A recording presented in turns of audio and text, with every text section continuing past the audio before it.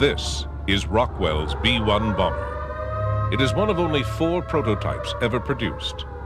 Had it been accepted by the United States Air Force, it would have been the fastest and highest flying bomber ever to go into service. The paradox is that the plane that ultimately did see service, although looking almost identical, flew at half the speed of the B-1, but was much more effective. In many ways, development of the B-1 paralleled development of the very first strategic bomber, the B-17, in that the B-17 also had to deal with an array of problems.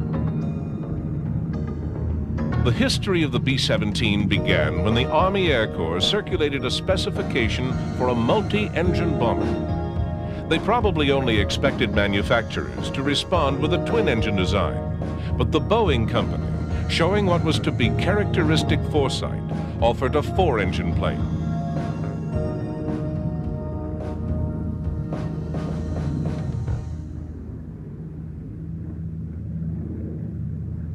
As advanced as it may have been, Boeing's Model 299, as the prototype was known, was not very well received. An accidental crash in the early trials and a belief in some quarters that large 4-engine planes would be too difficult to fly in combat cost Boeing the initial order. And yet certain factions in the Air Corps encouraged Boeing to continue development of what was, for its time, a massive aircraft.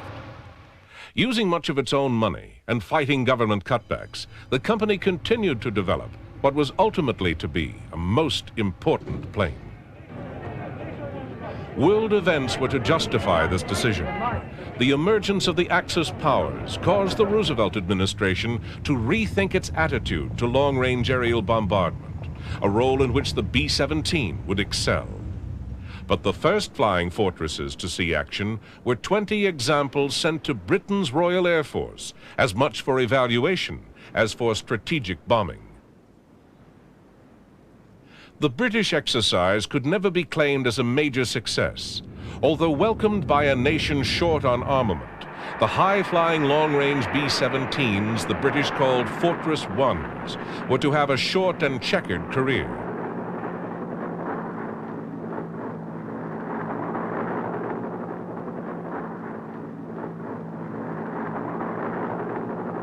By flying at 30,000 feet, RAF crews had hoped to evade German fighters. But the high altitude did not deter the Germans, and the limited defensive firepower of the B-17s proved inadequate against the Luftwaffe.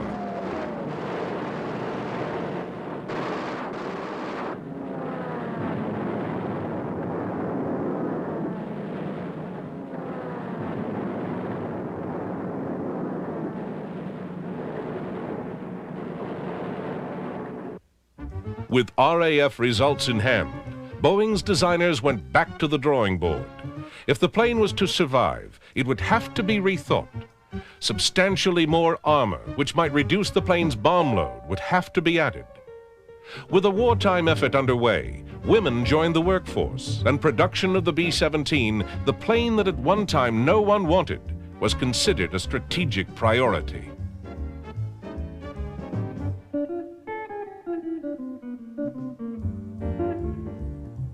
Another major modification to the second-generation Flying Fortress was the completely redesigned tail fin, which remedied the stability problems of earlier models.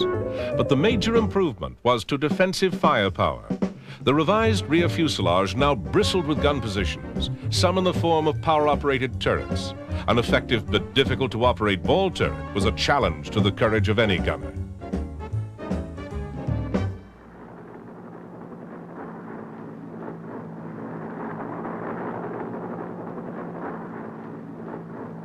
Bombing by day, B-17s over Europe would continue to suffer heavy losses. It was only the later addition of the escort fighter that radically reduced the toll.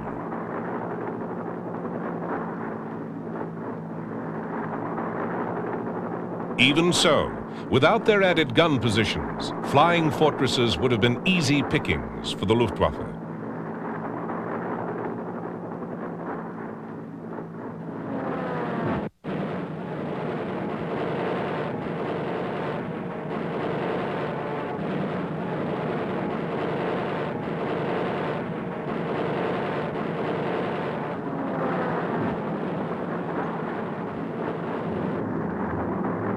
Despite the high cost in lives, there is little doubt that the theory of strategic bombing was well proved, disrupting German industry and slowing down the Nazi war machine.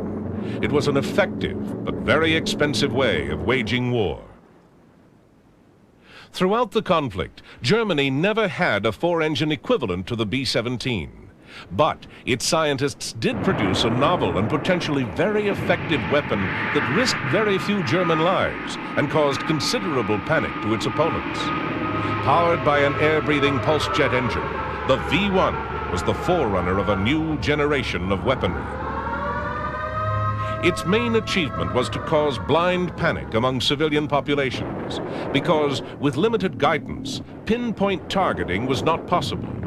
Although a very clever weapon, the V-1 could be brought down by ground fire and by fast-flying fighters.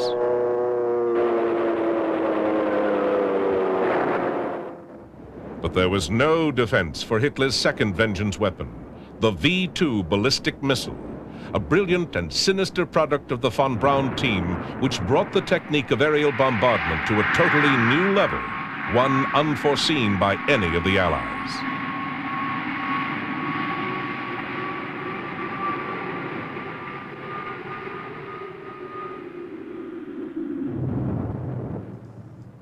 Meanwhile, American scientists had developed the automated fire control system and had worked to perfect the pressurized fuselage, enabling high-flying bomber crews to operate without the restrictions of earlier planes like the B-17.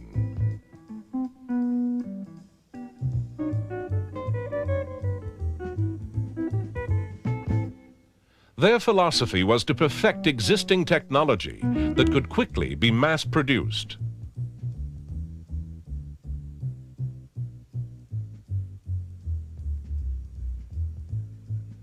These innovations, together with many others, came together superbly in the B-29. This was the ultimate development of the conventional piston engine bomber, utilizing America's enormous production capability.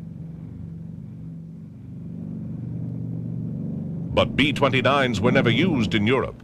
Their principal target was Japan.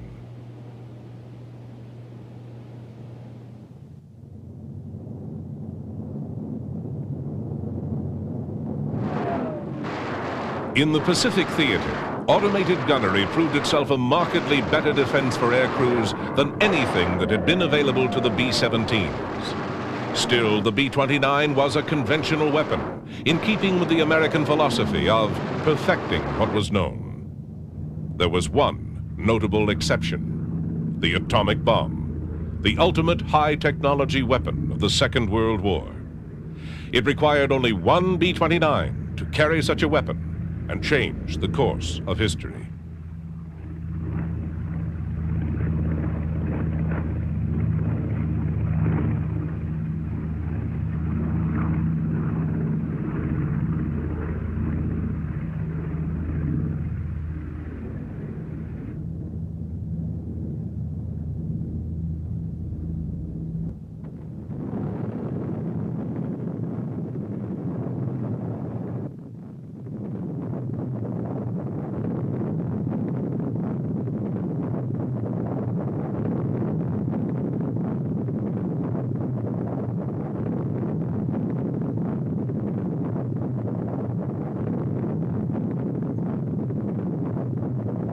Humanity had lost its innocence.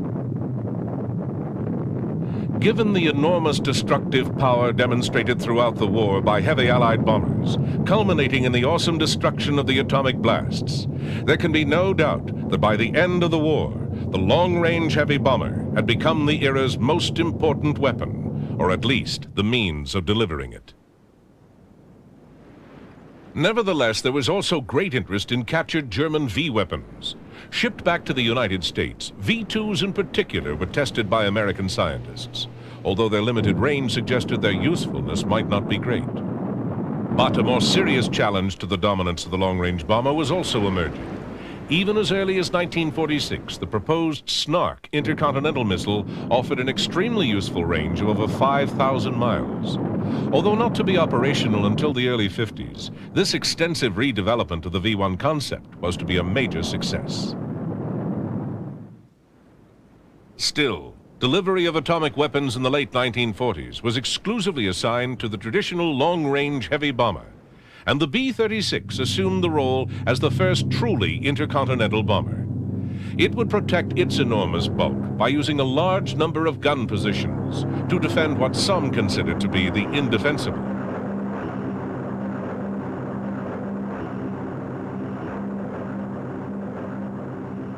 Sometimes referred to as the Big Stick or the Peacemaker, the B-36 used a combination of piston and jet power to extend the American Strategic Air Command's reach to any potential target. In 1947, V-2 rockets, originally built in Peenemünde, Germany, were enhanced with an American-made second stage, providing a range which made the Air Force very interested. Interest was increased by the belligerent acts of the Soviets in Berlin and Czechoslovakia the following year.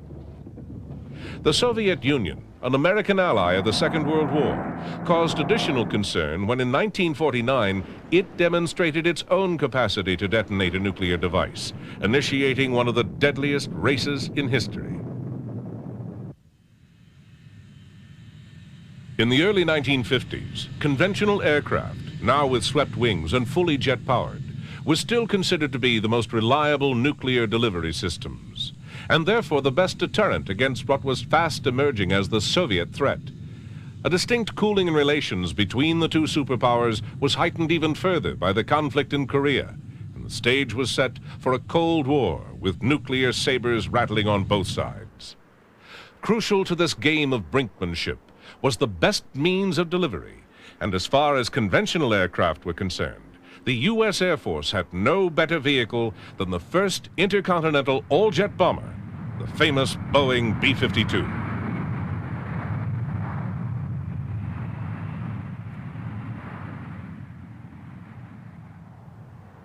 The already considerable range of the B-52 was enhanced by enormous auxiliary fuel tanks, which could be jettisoned after use, giving the aircraft maximum improved aerodynamics. The best means for delivery of atomic weapons, the B-52 was also the logical, if not only choice, for the scientific development of the new and still more lethal hydrogen bomb. Here, at a high-security base in the Pacific, technicians install a new generation nuclear device, similar in size to the A-bomb which devastated Hiroshima, but more than 100 times more powerful.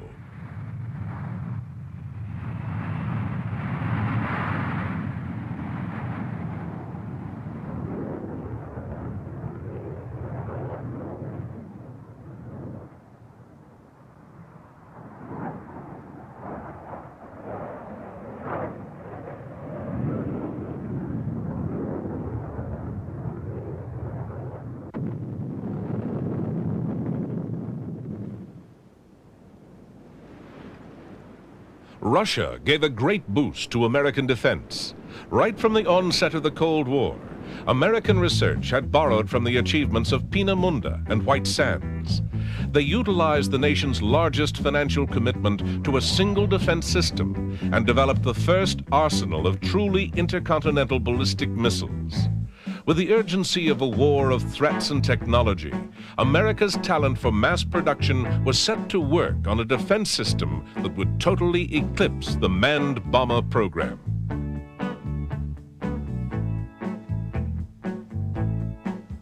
From this stage on, intercontinental ballistic missiles became the prime means of delivering America's nuclear deterrence.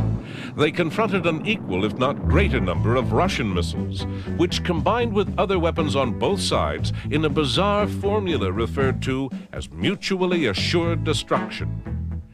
This arrangement did, however, succeed in maintaining a balance. With so much devastation available, neither side could seriously consider nuclear warfare without ensuring its own extinction. But there was a downside. Missilery was an all-or-nothing option.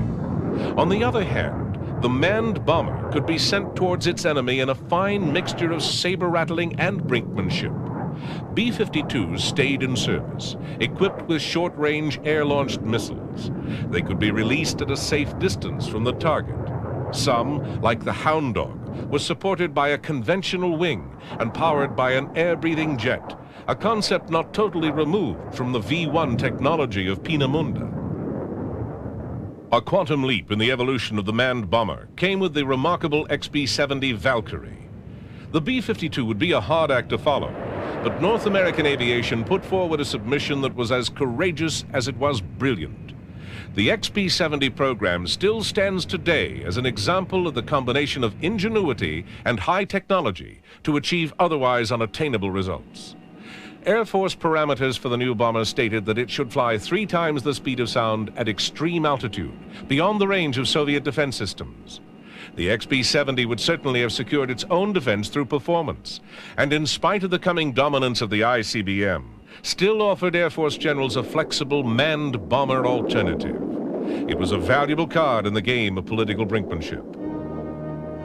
But suddenly the program was abandoned. Confidence in very fast high-flying bombers was shattered with one single act. The missile was to be the nemesis of the manned bomber, when the Soviets demonstrated the accuracy of ground-to-air anti-aircraft rocketry. Once again, the technology of wartime Germany suggested the next step. The variable sweep wing design had been under development in Germany in the final stages of the war. Later, it had been developed by the American X-plane program. It took many years of research to perfect the swing wing concept. The first practical use came with the most remarkable aircraft. General Dynamics F-111 proved the theory of the variable swept wing, which allowed the pilot to change configuration from a high-speed delta to a conventional straight wing position for target approaches below enemy radar.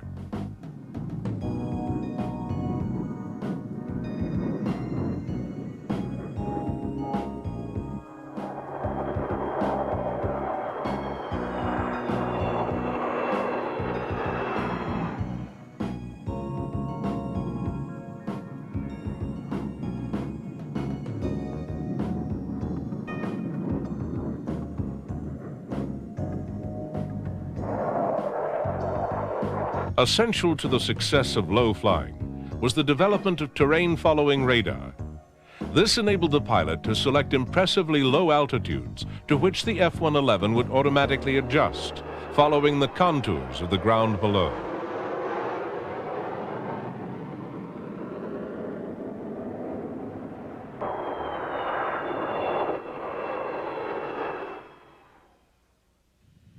But although the F-111 proved the effectiveness of flying undetected under enemy radar, it was not a heavy bomber. Perhaps the same technology could be developed on a larger scale. The Air Force's request for proposal released in 1969 asked, among other things, for low-altitude ride control and nuclear hardness, the ability of the aircraft's electronic system to resist the effects of a nuclear explosion. Again, the North American company took the lead.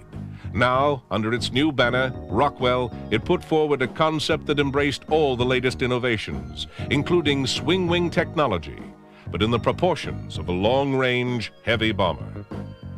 To prove the concept, an exhaustive wind tunnel program tested the shape, proportions, and function of Rockwell's proposed swing wing penetrator. In miniature, every flight characteristic and operational idiosyncrasy of what was to be the B-1 project underwent the closest scrutiny.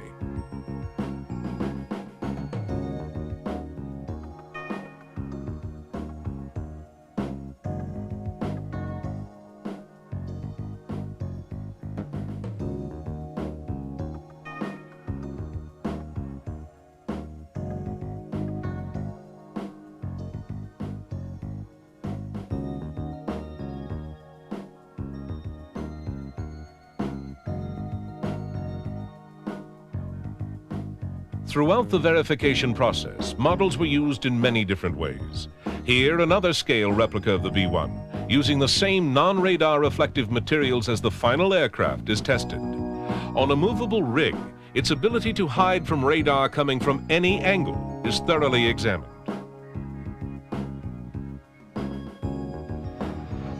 The biggest and most impressive model in this process was the final full-scale mock-up.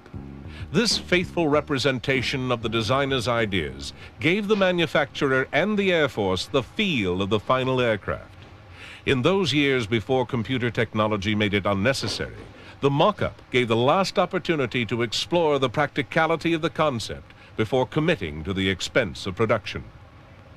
Even details like hinge doors and access panels are faithfully modeled so that ground and flight crews alike can assess almost every physical detail of the finished aircraft. A variety of model weapon loads, both outside the aircraft and inside the bomb bays, look absolutely convincing and provide the closest possible insight to the real thing. So does the layout of the cockpit, and even the swinging mechanism of the wing works just the way it will on the production version. This level of perfection is a test to the model maker, but manufacture of the real thing was to challenge the engineer far more. There had been problems with the early F-111 wing box on which the swing wing pivoted. The B-1B would carry a load many times greater than the F-111, so this facet of its operation was tested in the most punishing way.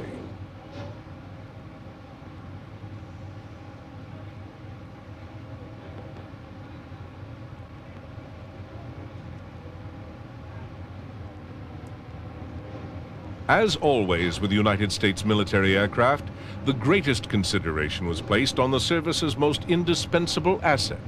The preservation of aircrew was a major priority, and with the B-1 project, it would prove a substantial challenge.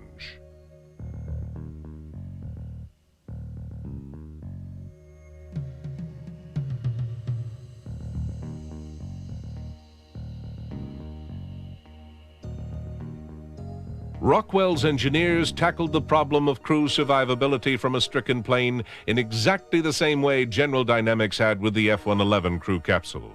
But for the B-1, with a crew of 4, it would have to be much larger, and tolerances would be greater.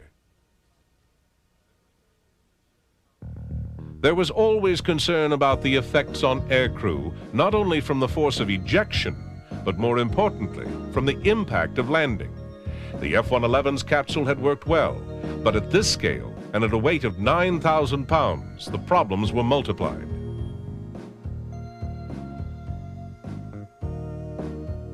There was a real danger of spinal damage to crews on impact, so rapid action airbags were developed to cushion the effect of the module as it hit the ground.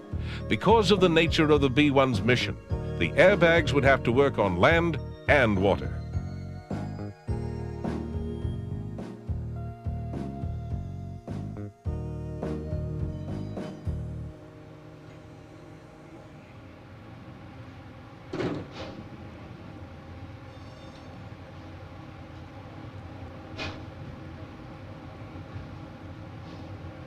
Meanwhile, at Palmdale, California, construction of 3 prototypes began.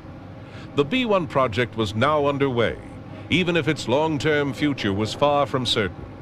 Funding, as in most major defense projects, was to be a continuing problem. Senate criticism of the enormous cost of the B-1 and the usual inter-service competition for the military budget were as difficult for Rockwell executives to handle as the new technology was for Rockwell's engineers.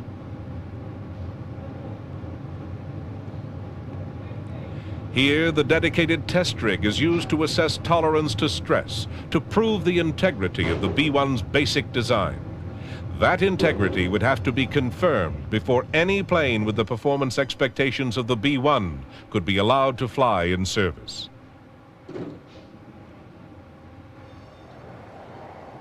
Eventually, after years of gestation and months of production, the first B-1 was displayed to the public on October 26, 1974. Its sleek lines were emphasized by its glossy white finish. At the time, it was the largest swing-wing aircraft in the world. The first B-1, serial number 74-0158, rolled down the Palmdale runway on December 23, 1974 for its maiden flight. Originally, plans called for 5 flying prototypes and 2 for structural testing, but because of cuts in the program, only 3 planes were ordered. The second and third of these were not to be available for flight testing for over a year. So on the first flight of the first plane, more than usual precautions were taken. Without a ready replacement, loss of this prototype could cause the whole program to collapse. Little surprise then that the first short flight to Edwards should be accomplished with wheels down. Nor was any attempt made to alter the position of the enormous swinging wings. But the two-man crew did adjust the jet exhaust system. This complicated arrangement is sometimes referred to as the turkey feathers for obvious reasons. To control the final stages of up to 30,000 pounds of thrust with full afterburner is a difficult but vital function.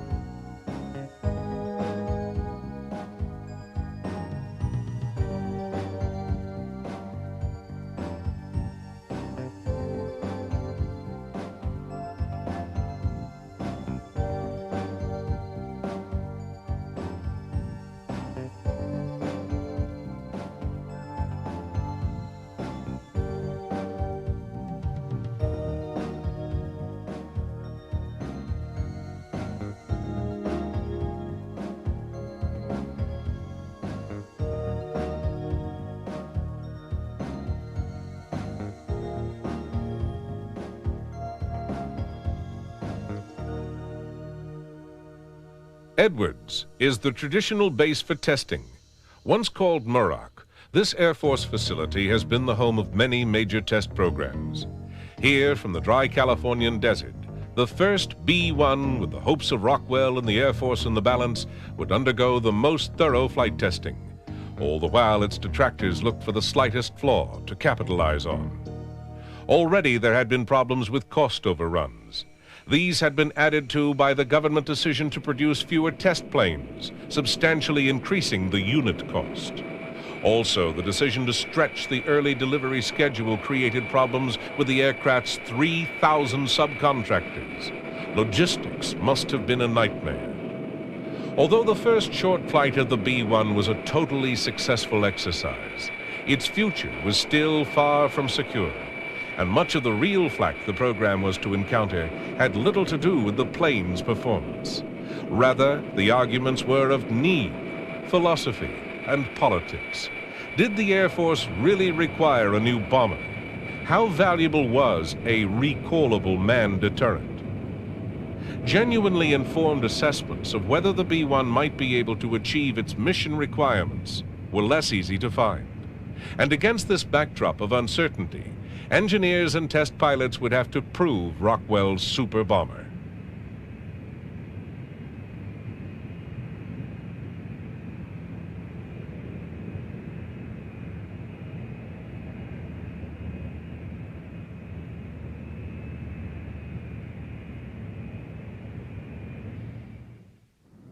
As the testing continued, the sole flying example of the B-1 was carefully put through various stages of the test program.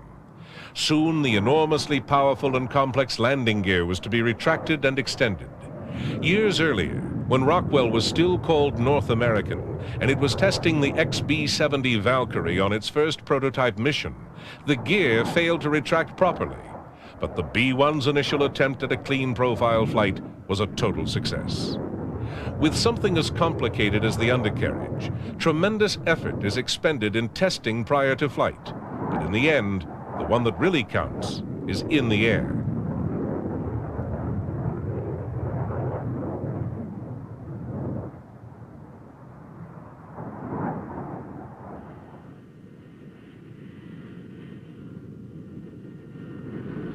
Throughout 1975, Rockwell's single-flying B-1 ran a gauntlet of tests, including the crucial wing sweep function from straight wing to delta shape.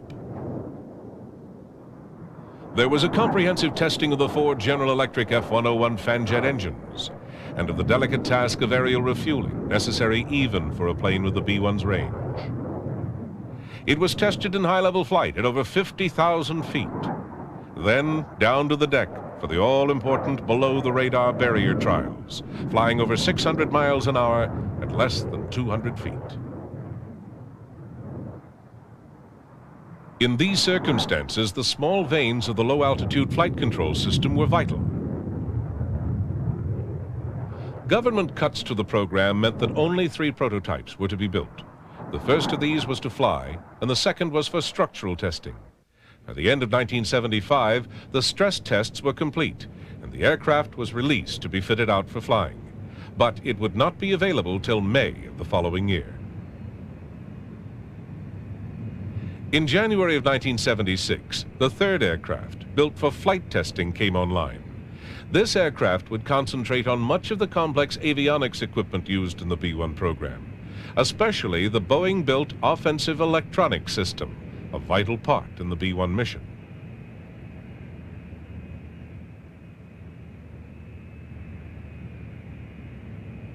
Inside the cockpit of these prototypes, a complicated array of dials and meters surrounds the cathode ray tubes. If you look closely, you can see the fighter-like control columns, unusual in a large aircraft. Directly behind the pilot and co-pilot, the other 2 crew members sit in their positions. The defensive and offensive systems operations use the high point of radar development not only to identify and target the enemy, but also to fend off attacking opposition fighters. It's a far cry from the air gunner huddled in the rear of the B-17. The B-1 crew fly in comfort, but in combat, they'd face the same old risks, fighting off late 20th or 21st century bandits. As the testing of the first 3 aircraft continued, with the speed and altitude envelope being constantly pushed, a 4th plane, authorized for August 1976 production, started its early stages of construction. With this latest B-1 underway, it seemed the program had gained sufficient momentum to survive its critics. With so much research behind it, and so many of the problems solved, it appeared certain the Rockwell bomber would continue into production. But then, on June 30th, 1977, the recently elected Carter administration canceled the project, and the B-1 program came to a halt. A unit cost of over $100 million was not the least of the reasons for cancellation, but there were others. One influential factor was the earlier successful testing of a unique combination of 2 proven pieces of American hardware, a Minuteman missile and a C-5 transport aircraft. If it could be demonstrated that the C-5 was capable of launching the missile in flight, then it could offer the Air Force an extremely cost-effective form of recallable deterrent. The survivability of a massive transport aircraft as it approached the combat zone may not have been great, but the extra range offered by the missile may have combined to produce some form of deterrent if the experiment worked.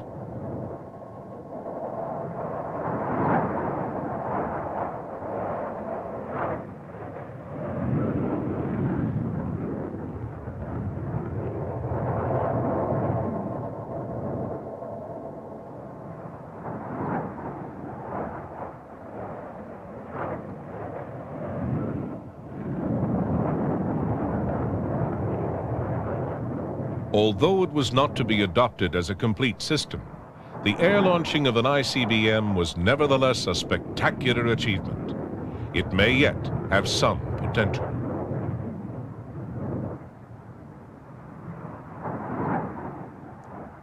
A much more concrete threat to the B-1 came in the form of the Air-Launched Cruise Missile, or ALCM. These are clever and extremely deadly weapons. Before extension, their wings and tailplane fold flush to the main body, so that many such missiles can be carried under the wings or in the internal bomb bays of a B-52.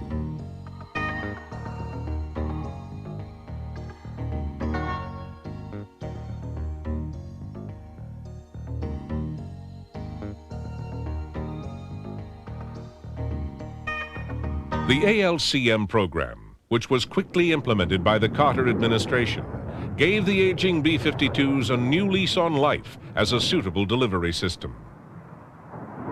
The cruise missile uses small air-breathing jet engines, and with their extended wings and subsonic speed, obviously owe something to the original cruise missile, the German V-1 of World War II.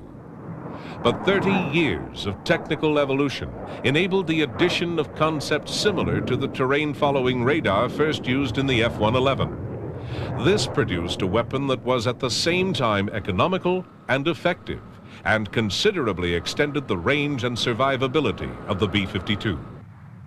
One thing was certain after the Carter decision to cancel the B-1. The B-52, old as it was, would have to carry on as America's only long-range recallable deterrent. But although more life could be squeezed out of these remarkable aircraft, it was equally obvious that in the long term, a new delivery platform of some kind was inevitable.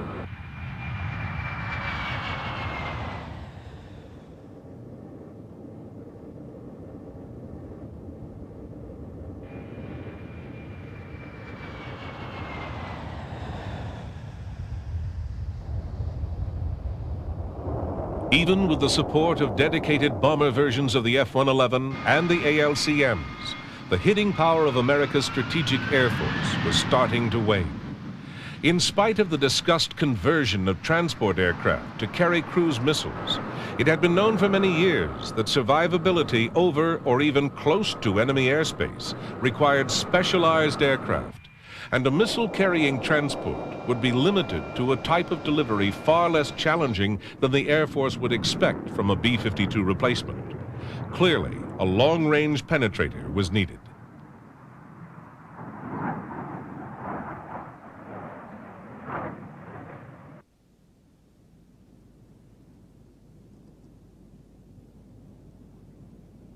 Although the Carter decision had canceled production of the B-1, it had allowed some funds for the continued tests of the first 3 planes and to complete the building of the 4th. It was with these 4 aircraft that Rockwell started to resurrect the program. But much time had passed since the cancellation, and if the swing-wing bomber was ever to reach production, it would be vastly different from the original concept. In some ways, time had worked in the plane's favor.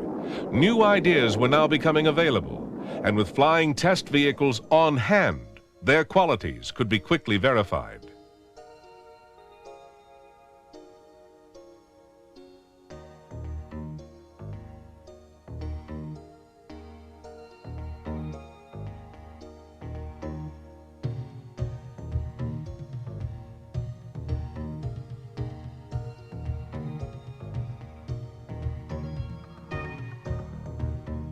The most important change to strategic thinking was the revised attitude toward high speed.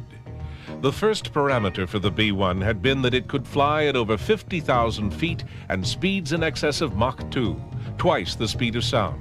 And then, as it approached enemy radar, the plane was expected to drop to 200 feet and high subsonic speed to make its final run undetected. But later thinking claimed that Mach 2 speed performance was of no real strategic value. Low and slow, if 600 plus miles an hour is slow, was seen as the best way for a long-range penetrator to reach its target. The reduction in top-end speed requirement would enable other benefits to be included in a new plane and would also contain costs. Much greater emphasis was placed on making the plane invisible by using non-radar reflecting materials. The new bomber would appear to be less than 1% of the size of a B-52 on enemy radar screens.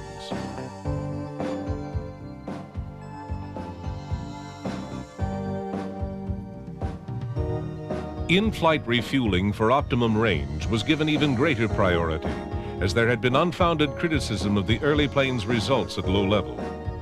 A major change was implemented for crew survival by deleting the crew ejection module, which had never been perfected, in favor of conventional ejection seats, quite suitable for the slower flying version. With revised specifications from Rockwell and the pressing need to solve the B-52 replacement problem, the Reagan administration announced in October of 1981 the decision to build 100 Rockwell bombers to be called the B-1B. The 4 earlier prototypes, which had done so much valuable work to prove the basic and later the modified concepts, would continue in the test program as the B-1A. It is entirely possible that had these 4 original aircraft not been available, the entire B-1B, the born-again bomber project, would never have got underway.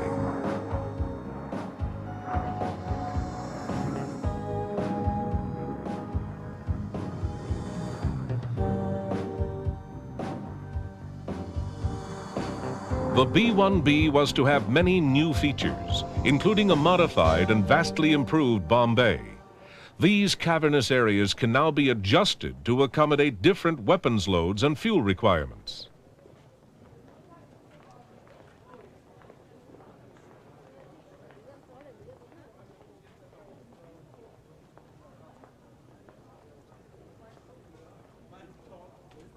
Clearly, given the success the cruise missile had enjoyed, it would also have to be accommodated.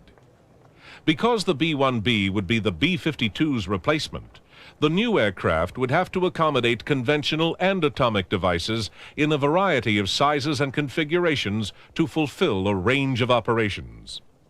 Given this need for flexibility and the far-reaching scope of the B-1 project, it's hard to imagine that serious consideration was not so long ago given to using transports like the C-5 to carry cruise missiles, and that this combination was supposed to replace the classic B-52.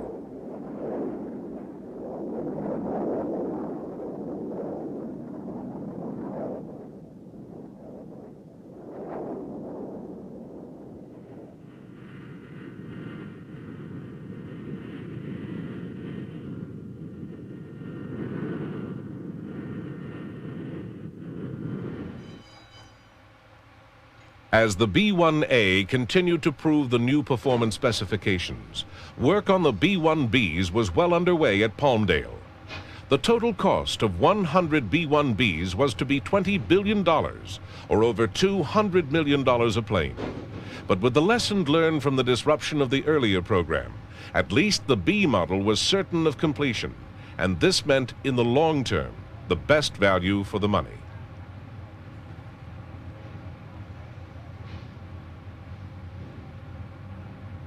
Much of the B-1B's cost goes to provide its sophisticated avionics equipment. Fixed antennas and radar dishes literally project from every angle of the fuselage, all gathering information for its computers to analyze. From this data, the crew will make decisions that may well resolve the outcome of a mission with historic importance, and the fate of the aircraft and those that fly it could equally be at stake. All things considered, perhaps the Rockwell swing-wing bomber is not so expensive after all. Many types of skills and technology are employed as the tens of thousands of parts come together, and the giant technological jigsaw puzzle that is the making of a modern bomber starts to take shape.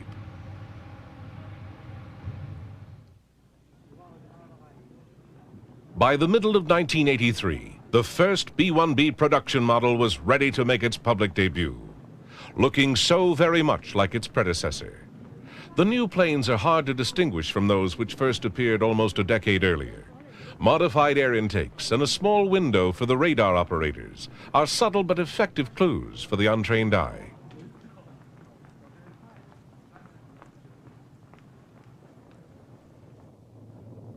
However, the performance variations are not subtle. The B-1B, flying with half the speed potential of the A model, uses 21st century materials to become almost invisible to enemy fighters and missiles, and therefore is far more likely to complete its mission.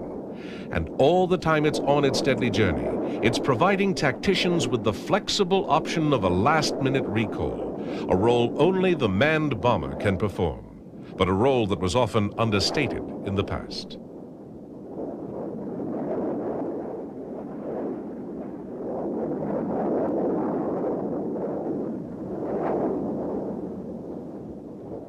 Having survived against competition that started with such crude weapons as the V-1 flying bomb, and later evolved into the sophisticated and extremely deadly cruise missiles that would be carried by aging B-52s, and having been eclipsed by the development of ballistic missiles, which began with the German V-2 rockets, and over time developed into the powerful intercontinental ballistic missiles that completely dominated the topic of nuclear delivery for over 30 years.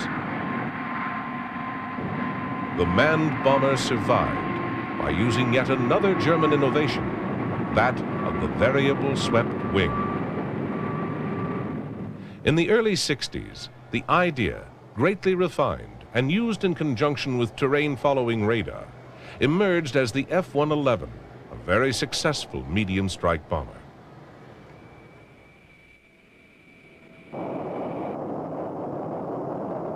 And in the early 70s, the concept was further developed into the B-1, the ultimate high-speed, long-range manned bomber.